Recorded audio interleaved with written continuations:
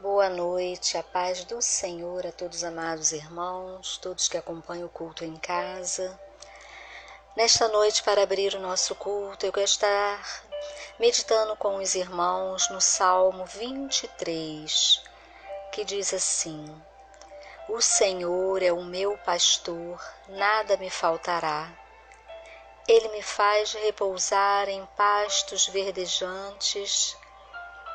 Leva-me para junto das águas de descanso, refrigera minha alma. Guia-me pelas veredas da justiça por amor do seu nome. Ainda que eu ande pelo vale da sombra da morte, não temerei mal nenhum, porque tu estás comigo. O teu bordão e o teu cajado me consolam. Preparas-me uma mesa na presença dos meus adversários, unge-me a cabeça com óleo, o meu cálice transborda. Bondade e misericórdia certamente me seguirão todos os dias da minha vida, e habitarei na casa do Senhor para todo sempre. Aleluia, glória a Deus. Então, meus amados irmãos, que possamos estar firmados nesta palavra, sabendo que o Senhor é o nosso pastor e nada nos faltará. Ele nos guarda, nos livra, refrigera a nossa alma, nos guia por veredas da justiça, por amor do seu nome. Mesmo que passamos em meio a tribulações, o Senhor é conosco. Ele está sempre nos guardando com a sua bondade e misericórdia, como diz o Salmo, todos os dias das nossas vidas, em nome de Jesus. Então que o Senhor, que o Espírito Santo possa estar falando melhor a cada coração. Nesta noite estaremos ouvindo com o pastor Paulo de Tarso um estudo que ele preparou e enviou para estar sendo colocado aqui no culto em casa, que possamos estar aprendendo mais da palavra e ouvindo o que o Senhor falou com o pastor Paulo de Tarso para trazer nesta noite aos nossos corações, em nome de Jesus. Que Deus abençoe a todos. Amém.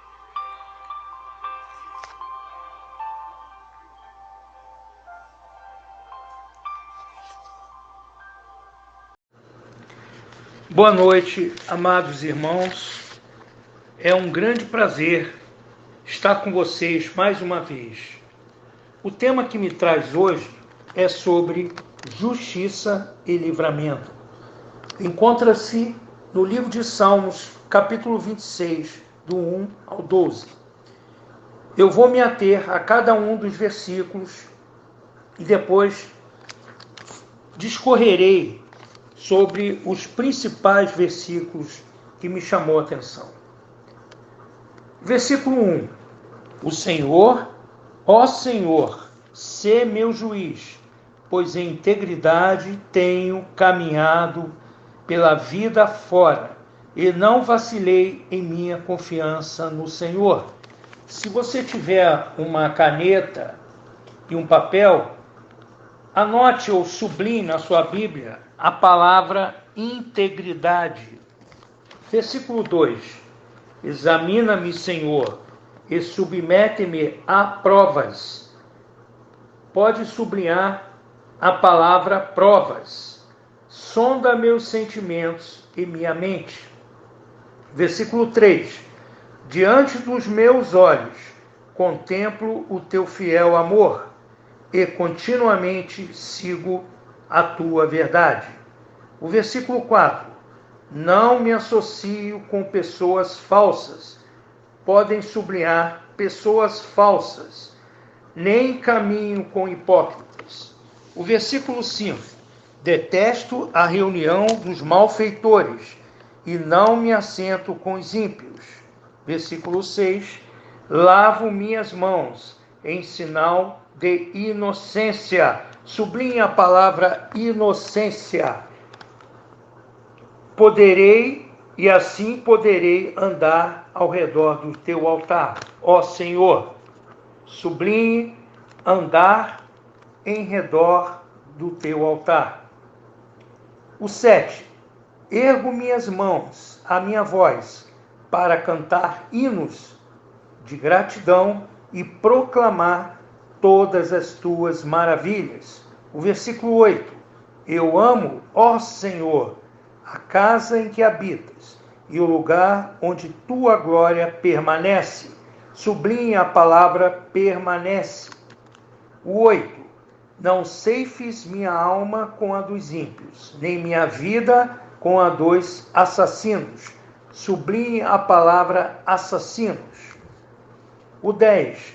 Suas mãos executam planos perversos, e a prática dos subornos lhes é peculiar. Sublinhe a palavra peculiar. O 11. Mas eu vivo em integridade. Livra-me e tem misericórdia de mim. E o 12. Os meus pés estão firmes na verdade, e perante a grande assembleia bendirei ao Senhor. Sublinhe a frase bendirei ao Senhor. Bem, vamos analisar algumas destas passagens. O verso 1, que eu li no início, o autor fala em integridade. Quanto ao original hebraico, o seu sentido não se refere à isenção absoluta dos pecados, erros ou defeitos, mas sim à sinceridade de propósito e a uma certeza de devoção exclusiva e integral ao Senhor. Lá em 1 Reis, capítulo 9, versículo 4, está escrito: quanto a ti, se procederes diante de mim, como teu pai Davi, em honestidade e integridade de coração, se agires de acordo com as minhas orientações e obedeceres os meus mandamentos e ordenanças. Aqui está uma ordem implícita do Senhor nesse livro de Reis, em relação ao rei Davi. O rei Davi, o Senhor toma como um molde, como um modelo, em termos de integridade e honestidade e submissão. No verso 2, que nós lemos também, desses salmos, a palavra hebraica tesarap significa pôr à prova. Mandei que os irmãos sublinhassem a prova. Significa tesarap em hebraico. É como o refinador testa seu ouro, dissolvendo-o e fundindo-o. Neste sentido, ela é usada no Salmos 66, 10. Davi sabe que Deus observa o íntimo de cada ser humano e busca os verdadeiros adoradores. Por isso, pede que o Senhor o veja por dentro e considere seu amor e lealdade. É esta a atitude que todo crente deve ter. Peça ao Senhor para ver como está o seu coração, se realmente você o está adorando em espírito e em verdade. Pois Deus não se comove com cerimônias, rituais, ladainhas e palavras lisonjeiras. Deus vê nossos rins e as nossas entranhas, como aparece em algumas traduções mais literais. Para os antigos hebreus, as entranhas controlavam as decisões e os rins os sentimentos mais íntimos e secretos. No verso 4, pulando, quando fala de pessoas falsas, como no Salmo 1, Davi sabe que as más companhias podem corromper boas pessoas. Em outras traduções, os bons costumes. Por isso, se afaste de todos que agem com falsidade e astúcia fraudulenta. A expressão hebraica Nahalamim significa encerrou, ou aqueles que se camuflam com falsidades para praticar o mal. No verso 6, quando falo de sinal de inocência, que eu pedi que os irmãos sublinhassem a palavra inocência, vem à minha mente a imagem de Pilatos, lavando as mãos num gesto de inocência sobre o sangue de Jesus. Quanto mais adiante, o autor refere-se à lavagem das mãos em solene demonstração de inocência, pureza, como o exemplo de Pilatos que eu acabei de falar durante o julgamento de Cristo e Barrabás.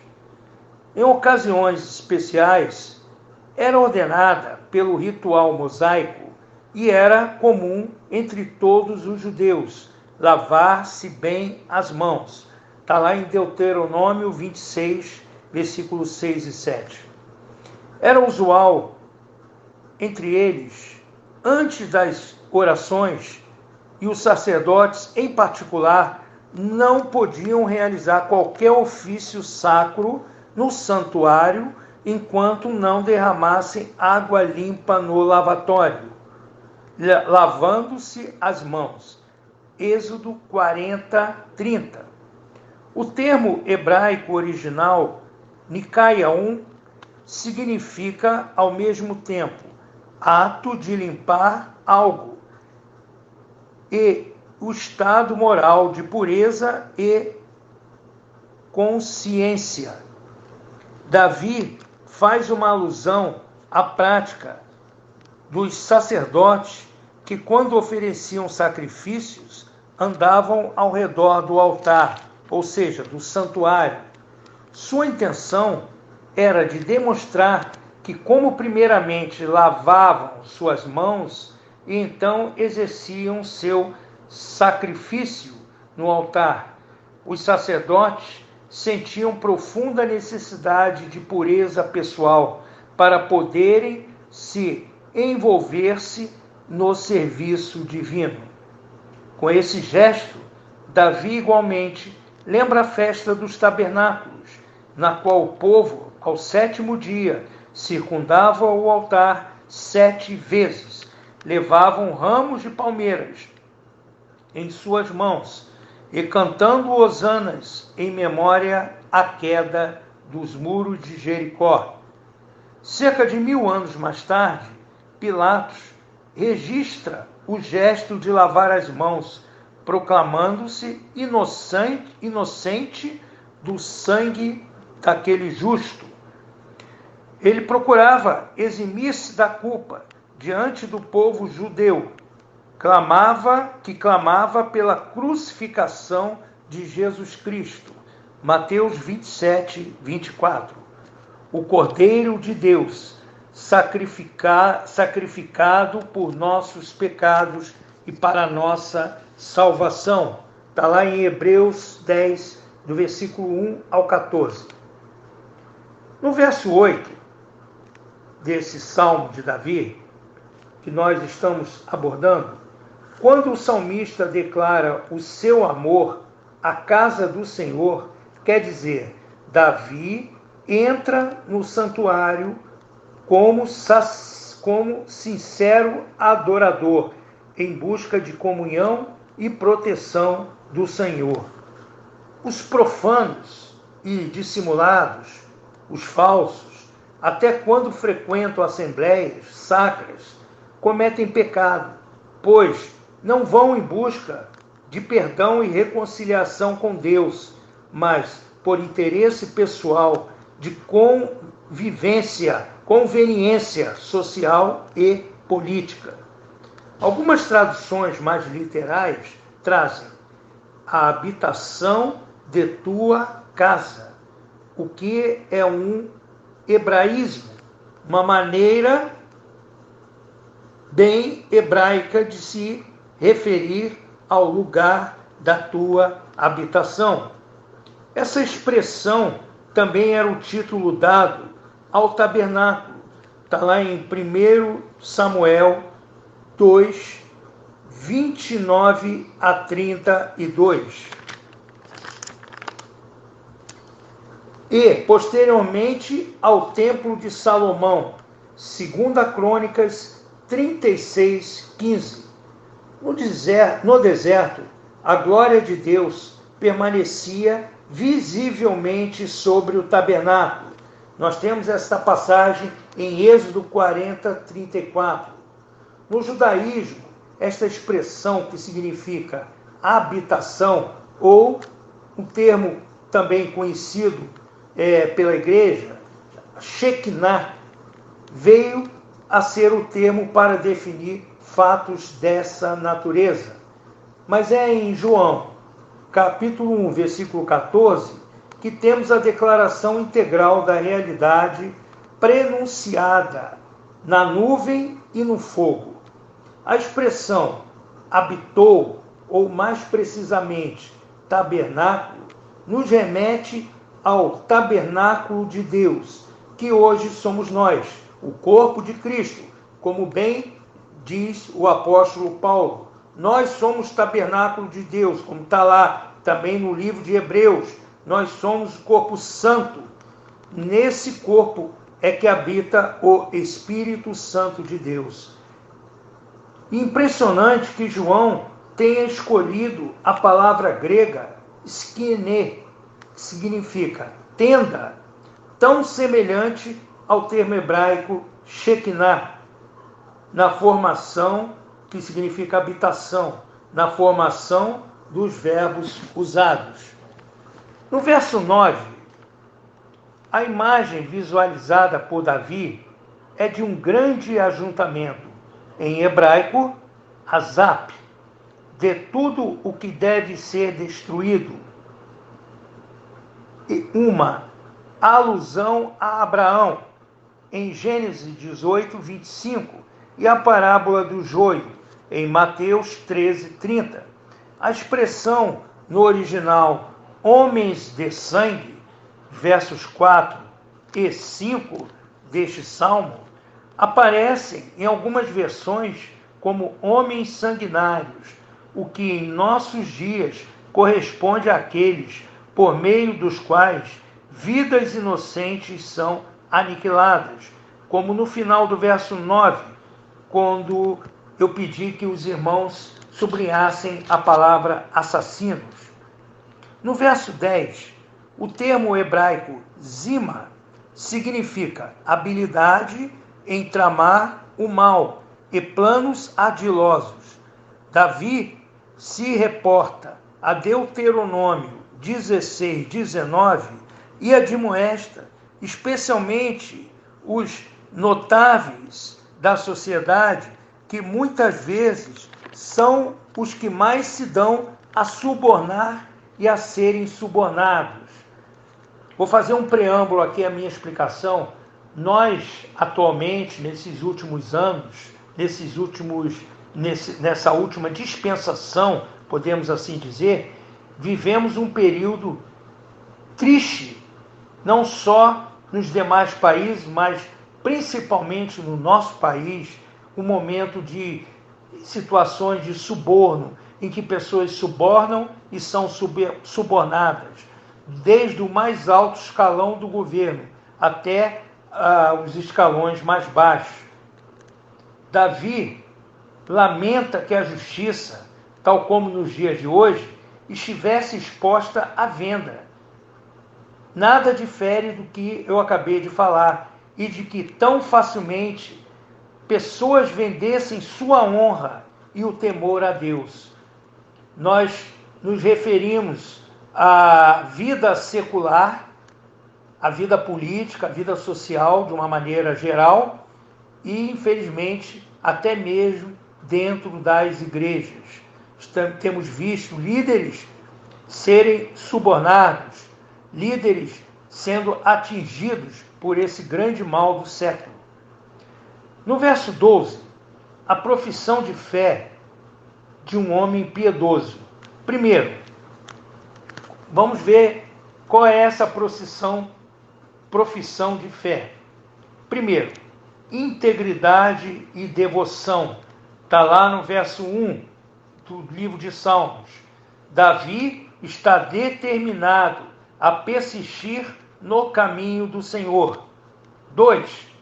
Humildade. Está lá no verso 11, ao reconhecer que não poderia ser aceito sem o perdão e o acolhimento divino. Terceiro, confiança, certeza, verso 12, pois ninguém implora, verso 11, parte B, nem confia, verso 1, parte B, em vão. E assim, o salmo que começou defensivo e apreensivo quanto aos inimigos, termina com louvor e alegria de juntar a voz aos companheiros de fé, na grande assembleia dos salvos justificados. Que essas palavras tenham falado profundamente ao seu coração. Em nome de Jesus, eu deixo essa palavra. Amém.